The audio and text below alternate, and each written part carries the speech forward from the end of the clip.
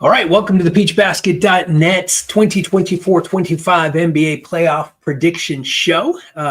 We are contributors at the peachbasket.net, voice of the fan, home of fan experts. I'm Jose Salviati, co-host of 13 Rules, Random NBA Thoughts, and host of Run It Back NBA Week in Review. I'm also editor at the peachbasket.net. I'm joined by Eric Labrador, host of Run It Back NBA Week in Review, Miami Heat Edition, and a creator, contributor following the Miami Heat this season. The Miami Heat did something no team has ever done in the NBA. So we're going to start by talking about them, which is kind of cool. Today, Eric and I are going to share our thoughts, our predictions for the NBA playoffs, which have now started. And we might be joined by other folks from the peachbasket.net team.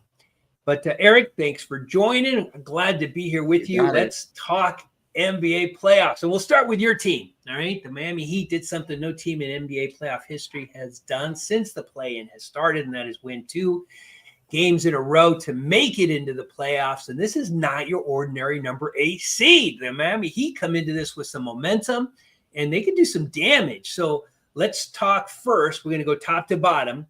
In the East, Cleveland Cavaliers number 1 against Miami Heat number 8. Tell us about your Heat. Tell us about how much of a chance they have against the Cavs, and I'll give you my thoughts. Well, I'm glad to be here with you, first of all, Jose. The Heat have gotten a running start on the playoffs. Yeah. That's what I like about the play-in tournament, that, they had to scrap. They had to go on the road. They got some successes. And then now they made the playoffs. So the Cavs are going to have to deal with that in game 1, that there's going to be this, the Heat are going to come out with a lot of energy. Donovan Mitchell, he's supposed to play on Sunday. I was doing some research before our show, and I saw that he was playing. He wasn't listed on the injury report. But the Heat are just going to have to keep up some of the trends that they've been doing. They out-rebounded both the Bulls and the Hawks in the play-in games. Big, overwhelming, blinking light stat on the Heat is that when they get out-rebounded, they lose. When they out-rebound or kind of stay tied with their opponent, they have a chance. Also, the Heat have to – they kind of shoot themselves into exhaustion during the game. And then you see those tremendous valleys where they have the 8-point quarter, or they let the other team, get back in it.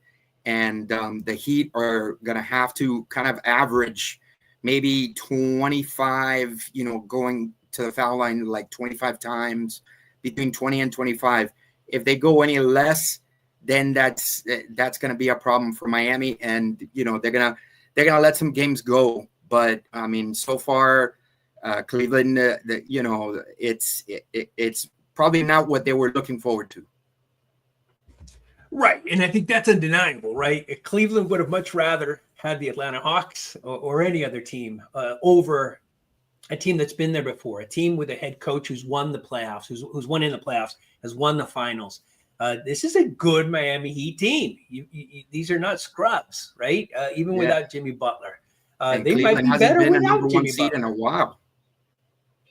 Right, and the pressure's on. They've got the target on their back. So head-to-head this year, I'm looking right now, unless I got this wrong, it looks like it was 1 win for the Heat, 2 wins for the Cavs. So the Cavs won 2-1, but the Heat have beaten them.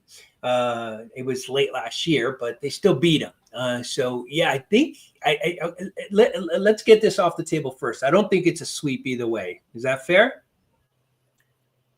Fair, yeah. Okay, all right. So then let's do it, man. Let's predict who you got winning and how many games.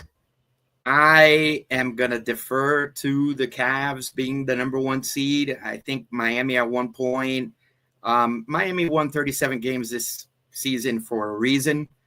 I think they'll make it interesting. I think Cavs in 6. Right. Okay. All right.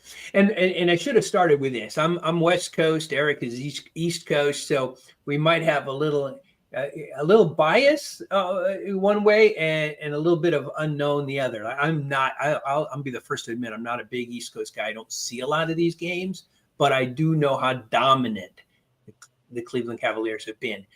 They were in the PeachBasket.net's objective power rankings, the number one team for the majority of the season. They ended number 2 to the Thunder, but this is a very good basketball team. Now, to your point, they haven't been number 1.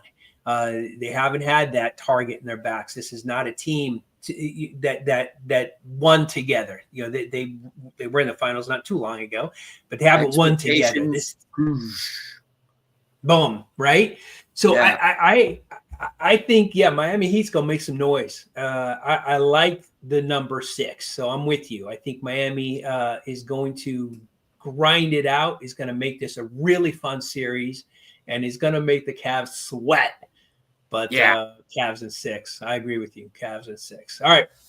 Let's go to the West. Oklahoma City Thunder, the number 1 team in our rankings, the number 1 team, I think, in most people's rankings. This is a team that looked unbeatable at times, stumbled a little near the end of the season, but this is a healthy team, a good team, but also not a number 1 team. They're not familiar. This is new to them. They've got the Grizzlies, the Memphis Grizzlies. OKC head-to-head swept them.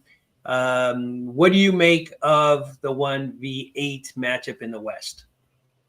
Well, I mean, Oklahoma City, from what I've been seeing from them the whole season, the free agent pick of Isaiah Hartenstein has been, I mean, unbelievable for them. They have done this season everything that they didn't do last season. You know, they've gotten the rebounding. I mean, like a clearer path to the finals you couldn't have for OKC. Now Memphis, you know, Memphis always finds a way, you know, to mess some things up. But OKC looks strong. Like, you know, I think it's going to be maybe 4-1 OKC. Yeah. Yeah, it bugs me that we're so aligned here because I kind of see it the same way. I want to disagree with you, but I can't. OKC is strong. They don't have any holes. I think the only like who could be the X factor in Memphis to really do something against OKC? There's really nobody that stands out of you. I really like Memphis. Scottie Pippen Jr. I've been following him since the summer league. You know, they really gave the Heat problems, but OKC is just like, you know, they had that run last year. They didn't make it. They were a top team. This year, they look like they have a mission. You know, it's just one of those things with the momentum coming in. And it's like, for sure, with the stumble that you were talking about, I bet you OKC is like, hey, let's not make this first round any tougher than it has to be, you know, because the second round matchup, you know, depending on, you know, the Nuggets or the Clippers, OKC is going to have to, you know, get up for that one. So they're going to try and make quick work. And I think they can of the Grizzlies. Yeah. Yeah. I think any team, and I mean this not just for the Grizz, but any team in the West, if they hope to beat the Thunder, they're going to have to play perfect basketball for 4 games. And they're going to have one player who's just going to play above himself, above his capabilities. That's what you're going to need to beat this team. And the Grizzlies are not going to do that. I think 4-1 is fair. Could go 4-2, but you know, the Thunder advance. All right, let's go to the East. Back to the East, the 4-5. This is always a tough matchup, 4 and 5, because these are generally pretty evenly matched teams. You got the Pacers, the Bucks. Now I know if you're watching this with us, this game's going on right now, and we know that one team is kind of dominating the other right now. But it's game 1, and game 1 is kind of an indicator, but not necessarily a predictor. So what do you think? These are always tough to pick, 4-5 matchup. What do you think about Pacers Bucks, Eric? I saw that they did play last year. The Bucks were the 3rd seed, and the Pacers were 6th seed. The Pacers ended up beating the Bucks last year. Right now, they were up in the second half by 19. So sometimes teams, you know, the lower seeded team comes out and steals game 1. It's not happening right now. Indianapolis is just, you know, beating the Bucks. Giannis is the only thing. Damian Lillard's injured. I Yeah. I wasn't able to see when he's slated to return, but Indy, you know, they have all that quickness and the height with Obi Toppin and you know, Tyrese Halliburton, and then Miles Turner. You know, he's doing what like every big man now wants to do. He's just nailing it from three all the time. You know, so I think it'll probably be. I'm going to give the Bucks the benefit of the doubt, you know, but it will be 4-2 Pacers again. The Bucks just they're getting too old. They don't have anybody. You know, they're starting to fall apart. Yeah, and it's so sad because this is still a pretty young team. Dame, you know, aside, right? Giannis is young and a unicorn young-ish. She's a world champion. This is a team that won it all, but this team seems to be in disarray for some reason. 2021 feels like 7 years ago. It does. It does. It feels so long ago. It does. It's so weird, but you're right. It's tough to pick against the Bucks because they are world champions. The Pacers have never won a thing, you know, when it comes to, and it's certainly not the team is constructed when it comes to championships. Now, I will say, quick update. I'm checking the game live now. It's only 12, and the Bucks are making some noise in the fourth. So let's see. Now, head to head, this is very interesting. I thought this was interesting. The Bucks won the series matchup 3-1, so they've got some confidence. Against the Pacers. The Pacers had a wonky season too, right? They started off not too good, then they seemed to get their things together near the end of the season. This is a pretty evenly matched game. It looks like the Pacers came out and punched them in the gut, right, in the first couple of quarters. But based on what I'm seeing, the Bucks are punching back, and I think it's going to be that kind of matchup. These are the games ESPN says that Damian Lillard should be back by game 2 or game 3. So that's going to make a big difference. Probably huge. The Bucks could steal game 3, but it's like, man, this is the Pacers window that they got all the young guys, Benedict Mathurin, you know, all these quick, you know, lengthy guys. You know, it's like this is their window. They need to, you know, take out the Bucks quick. You know, but yeah, I didn't know that the Bucks had beaten them in the season series. It's just, you know, as you can see, I mean, the Pacers, if they really want to challenge the Celtics, they made it all the way to the Eastern Conference Finals last year. So it's like, I know the front office, the fans, they're going to be like, we should go and be there this year in the Eastern Conference Finals. So it's like, you know, the Bucks should be one of those, like, you know, first ones out. Yeah. You know, I'm looking for the Pacers to do it in 6. Right. I got Pacers in 7. I think this is a 7-game series. I think these are 2 evenly matched teams. You bring back Dame. He may not, you know, he's going to have to get his legs in the first game, but he's going to make an impact. This is a player who wants to win. Every player wants to win, right? But Dame Lillard, he's got, you know, he's an NBA great. That's why they you know, they traded for him a couple of years ago. Right. So I do think it's going to be a great battle, but I do see the Pacers winning in the end. Let's move to the 4-5 matchup in the West. Again, I'm a West Coast guy. Not only am I a West Coast guy, I have covered the Clippers for other sites in the past. And we've got 2 Clippers credentialed reporters that go to the Clipper games. So I feel really, let's say I have a soft spot in my heart for the team that has never won anything this year than in years previous. A great logo. I love that you called that out. I love the logo. Yeah. The paperclip, I wasn't feeling the paperclip at all. That LAC circle looked like a paperclip. You didn't like that?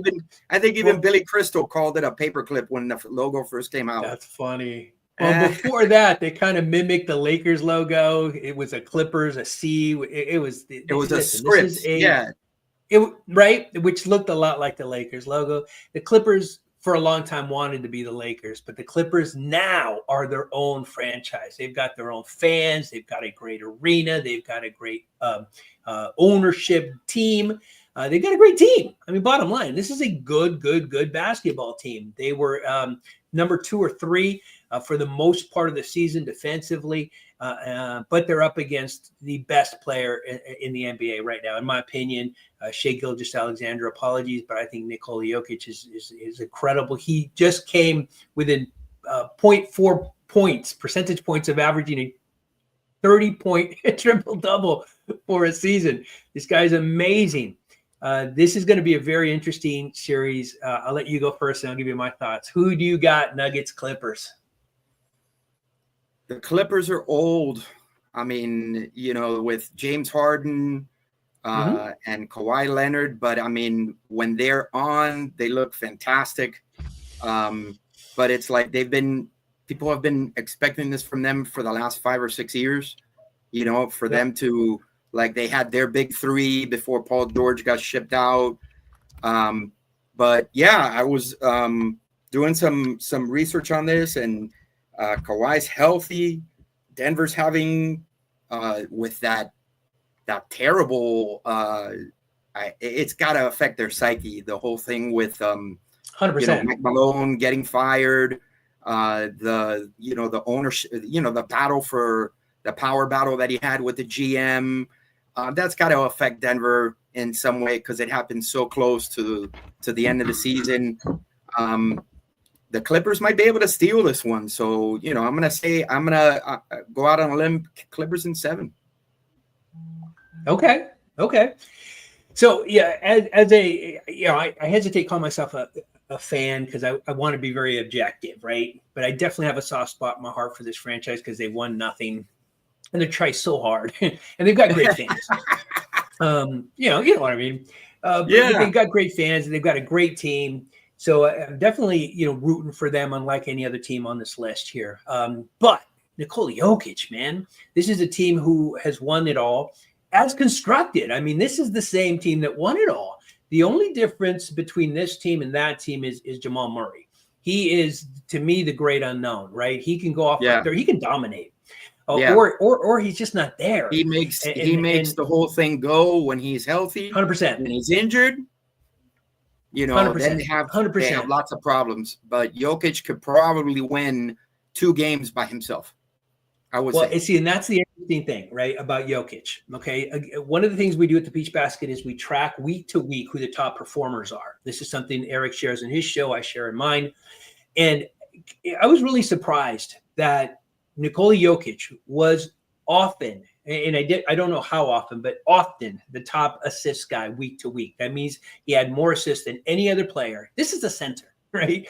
Week to week, week 2, week 3, week 4. Okay. 1 week, he led the entire NBA in points. The only time he did it for the entirety of the 2024-25 season. This is the week he scored 61. I forget against which team. So he had the most points averaged for that particular week. His team went 0-4. So this is really, really telling, right? And this is where Coach Lue and the coaching staff of the Clippers, they know this as well as anybody. If you make Nikola Jokic a scorer, your chances of winning go up. If you make him a facilitator, right, your chances go down, right? So I would expect to see Nikola Jokic averaging 30, 35 points in this series. I think they're going to let him score.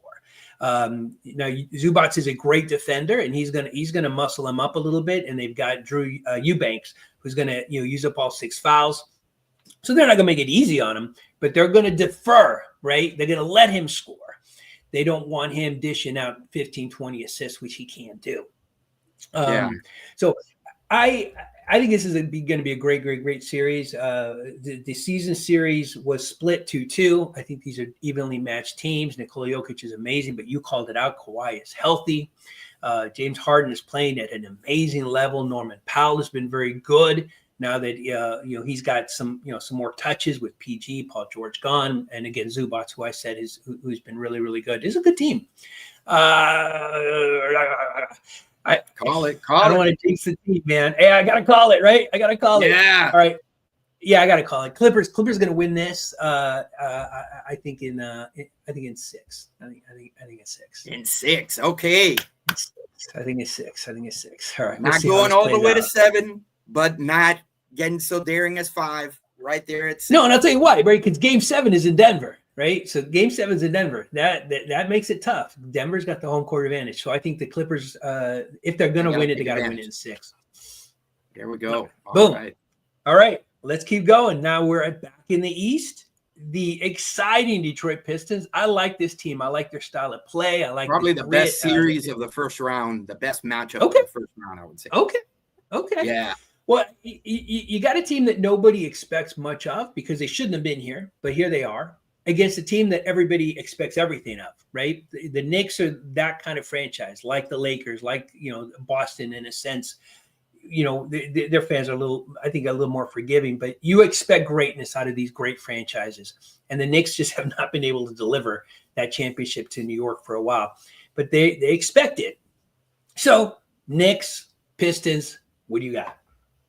Well, the Knicks, and especially in going into the offseason last year, everybody kind of trolled the Celtics because they were saying they had the easiest road to the finals. Against the Heat in the first round, Butler was injured. Against the Knicks in the second round, Brunson got injured. Against the Pacers, Halliburton went down. So now that the Knicks, they're in their first round game, Brunson is going to dictate a lot of the series. But in looking and researching the Knicks Pacers, the New York Post writers, I was saying that they had the Knicks in 6 or 7 because the Pistons have really played well against the Knicks this year. Cade Cunningham has lit up, the Knicks. So for all, OG Anunoby added to the Knicks defense from last year, Cade Cunningham, that guy's taken a big step up. He's become the it guy.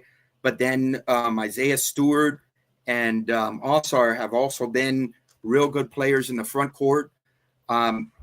But the Pistons are going to surprise. They're gonna really challenge the Knicks, and the games are going to be. I'm looking forward to it being, the physicality of Detroit.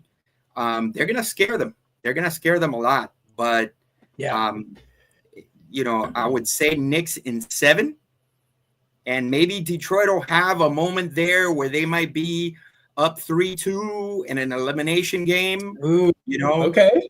Yeah, okay. It might be one of those that they might be up 3-2, ready to upset, but then the Knicks come and they pull it out and they force a game 7 to New York because, the Pistons, they're just that good that you have to start to, worry about it. And, you're going to hear it on TV now, which I still remember it from the 2004-2005 playoffs.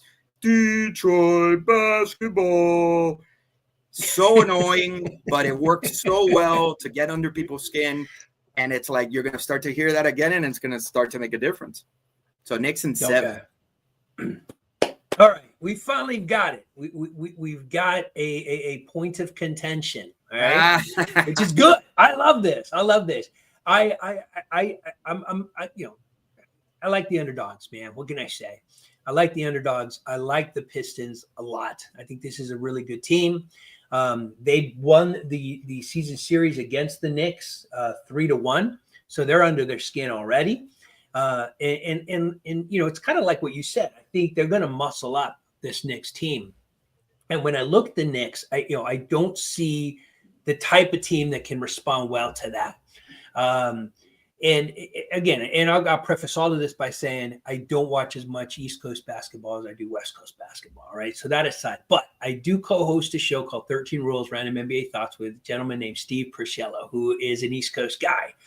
And I hear a lot about the Knicks and about the Pistons. But kind of like what we said with the Thunder, right?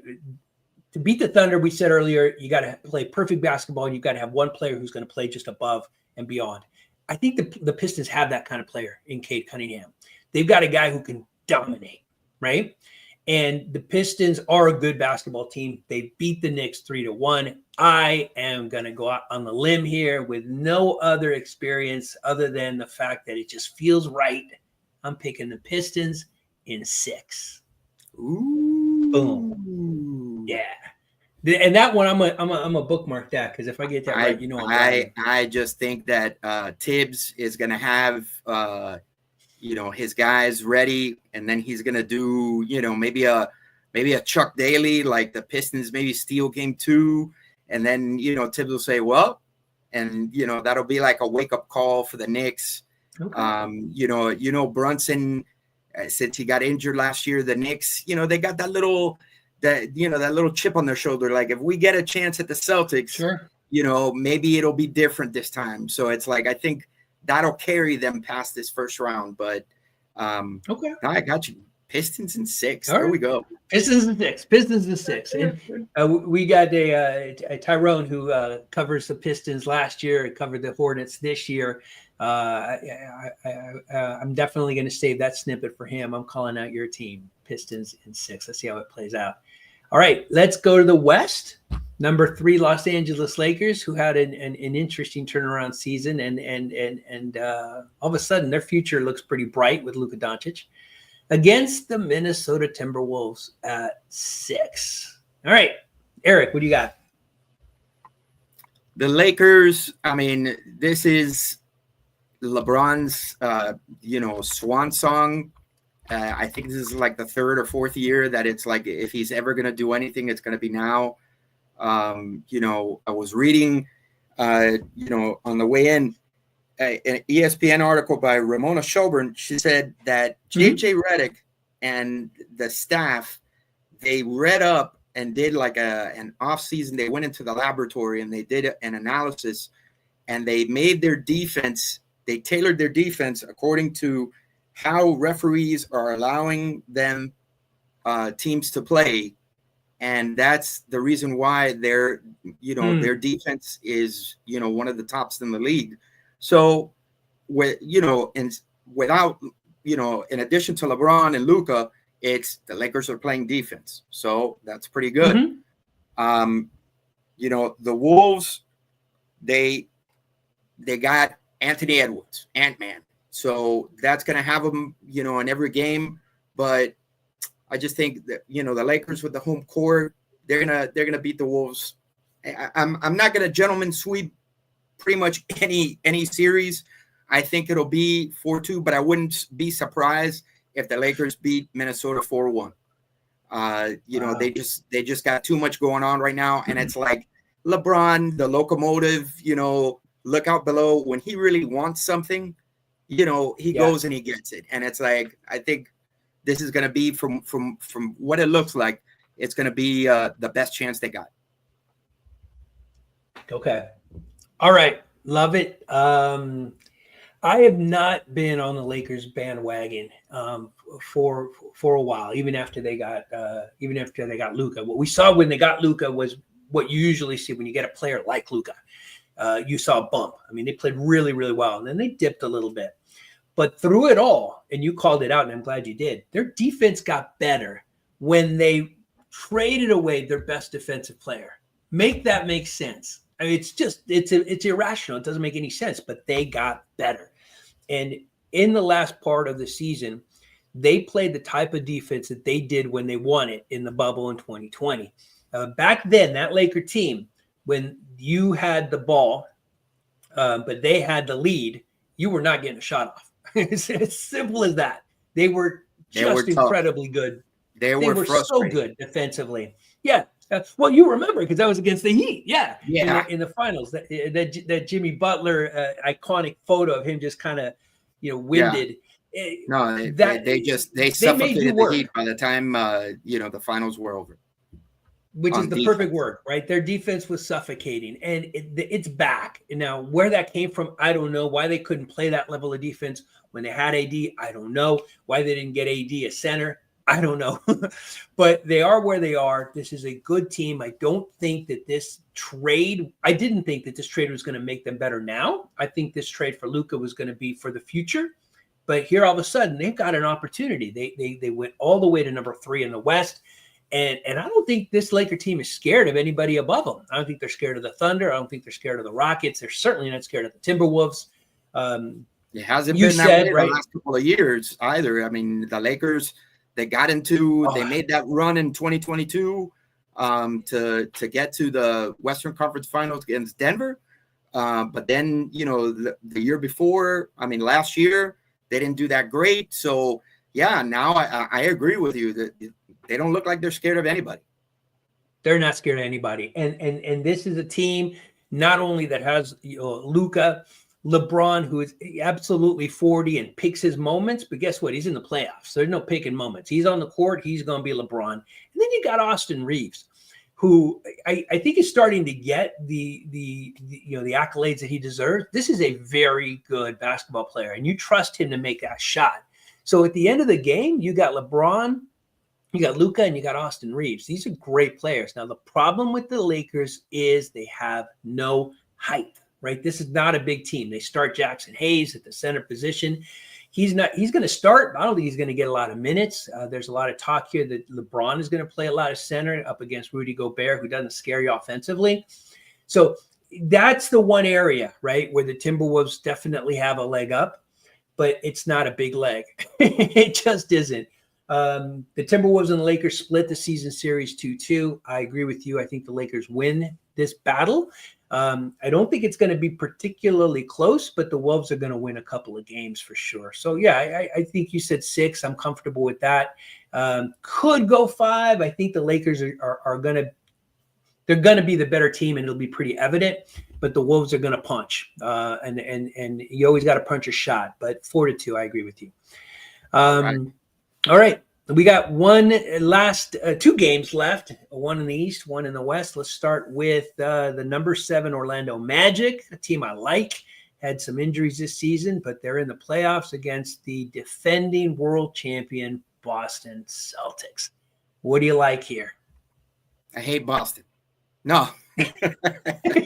I appreciate the honesty. Yeah, you're a Heat guy, of course. It's an obligation. I get it. No, but the Celtics are just – they're the number 1 right now, and they really act like it. They play like it. I was surprised to see that the Celtics lost 2 out of 3 games versus Orlando this season. But one thing I did see in the games is that the last 2 either Celtics players were injured or Magic players were injured. So then there was a disparity. Right. The Magic beat the hell out of them in the 3rd game. Celtics beat the hell out of them in the 2nd game. But Orlando has that physicality on defense, and they have the length to be able to put up with the Celtics. But just Boston is just, they got everything going right now, so the Celtics are going to win the series.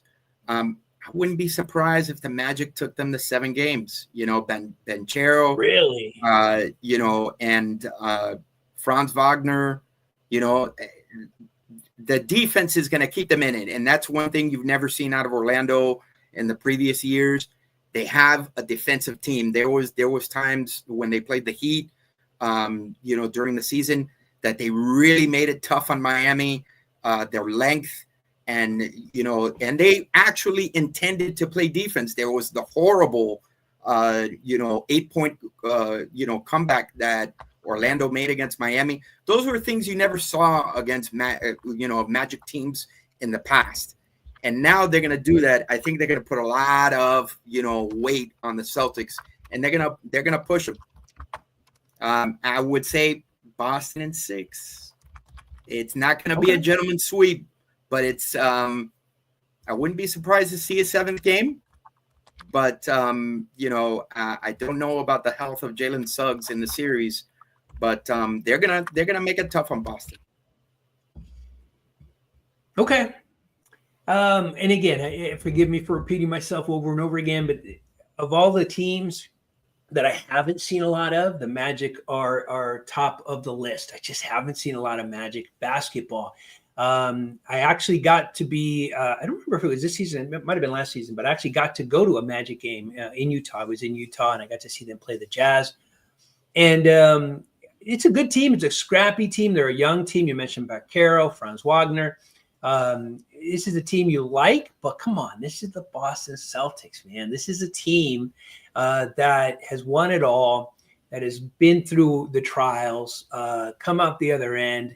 Their coach is an oddball, but he seems to connect with his players. And that's what you need. It's hard to believe because Mazzulla has his moments when he opens his mouth that you're like, what? What? He's an oddball, right? But I mean, yeah, they put it together and they play well. Yeah, and that's what you need. So I don't know how you can count against them, vote against them. I'm certainly not going to do it. I don't see this as much of a matchup at all. I see, but you're right, and I do want to qualify this. You said it.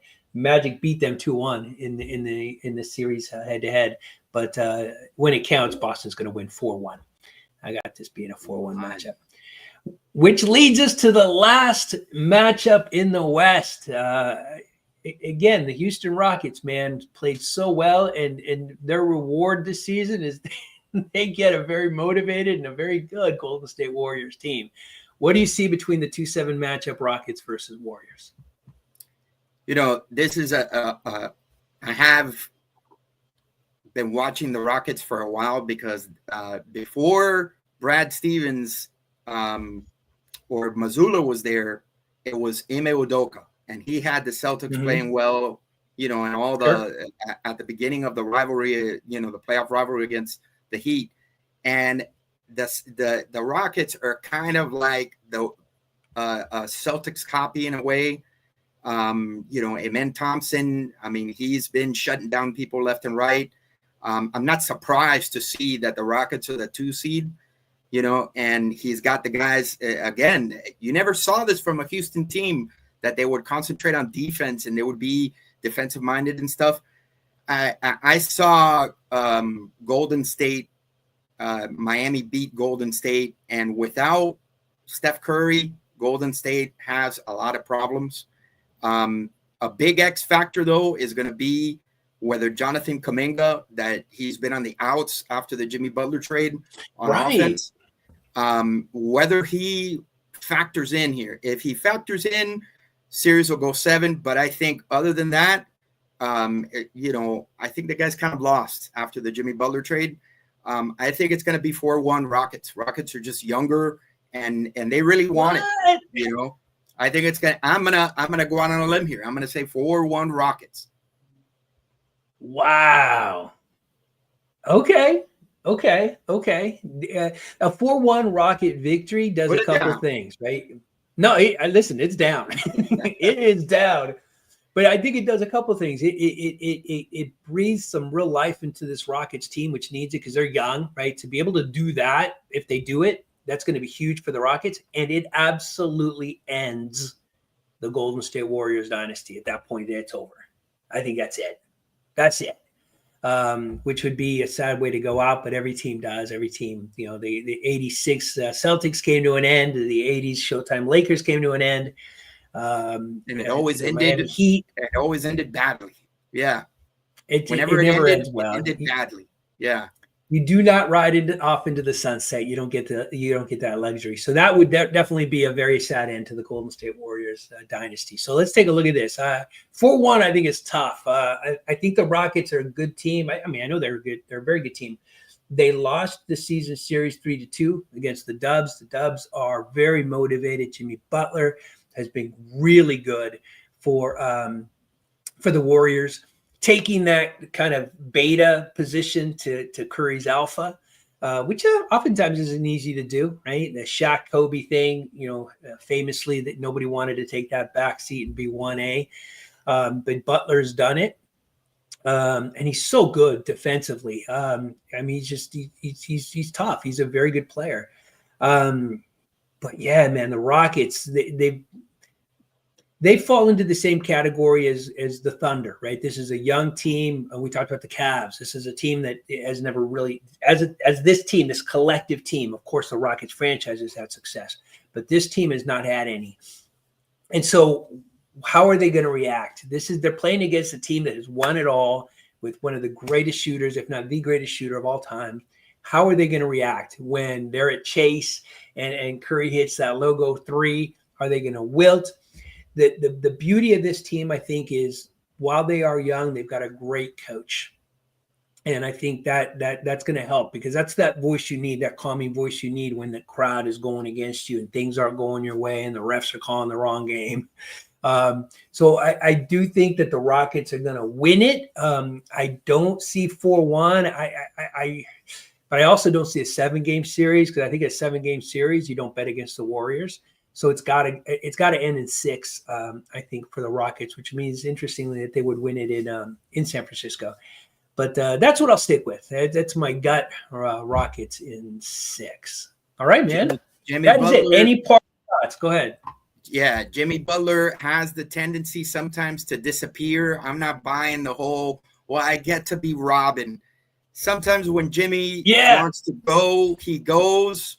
And if anybody is kind of standing in his way, this is the playoffs, and there's playoff Jimmy, and that might collide with the Warriors mentality, and he might just disappear at one point.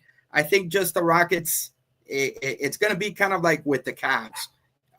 Eventually, if not now, when? This is their window. It's time for them to step up. All right. Right on. No doubt. I think it'll be a good matchup for sure, but I just think the Rockets are too tough. But let's see how it plays out. That is it. Our predictions are etched in stone. Eric and I are ready to either brag or be humbled. We'll see how it plays out. We'll be back when the second round is set to see how we did and to share our second round predictions, hopefully with a few more people from our team. This was full disclosure and transparency. I invited everybody to join about an hour before we shot this show. So we didn't get as many people as we liked, but I'm really glad, Eric, you were here. Thank you for joining. We'll be back next time after the second round. All right, man. We'll talk then. Let's go. All right, Jose. I'll see you.